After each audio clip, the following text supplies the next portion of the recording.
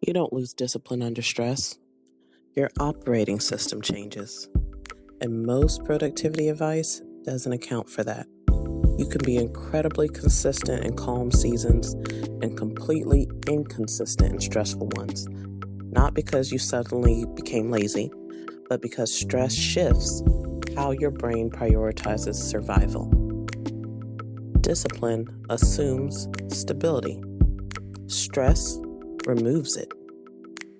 Let's define discipline clearly.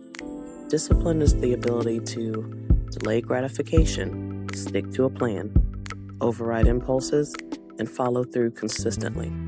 But here's what most people miss. Discipline requires cognitive bandwidth. It requires mental clarity, emotional regulation, predictable energy, a relatively calm nervous system, because discipline is not just about willpower, it's about executive function.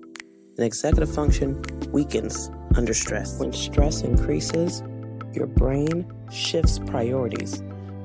Your attention moves towards threat detection. Your energy moves toward conservation.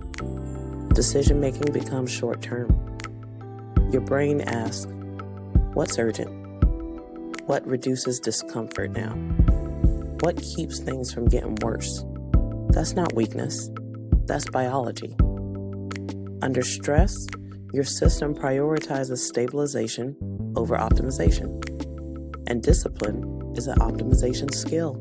So when you're under high pressure, discipline often collapses, not because you lack care,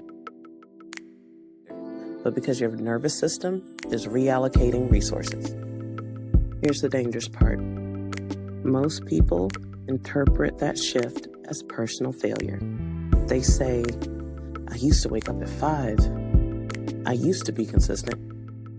And I used to stick to my routines. And now they can't. So they assume that they've regressed. But discipline isn't a fixed trait. It's context dependent. When the environment becomes unstable, discipline becomes harder to access because stress narrows capacity. You're not less capable. You're operating under different conditions.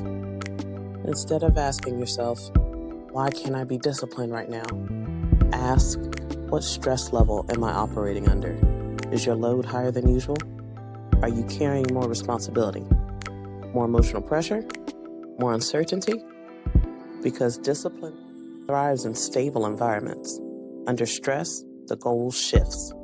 Not from effort to laziness, but from optimization to stabilization. Sometimes, the most disciplined move under stress is lowering the task count, reducing decisions, protecting your sleep, shortening that list. And that is not quitting, that's strategic.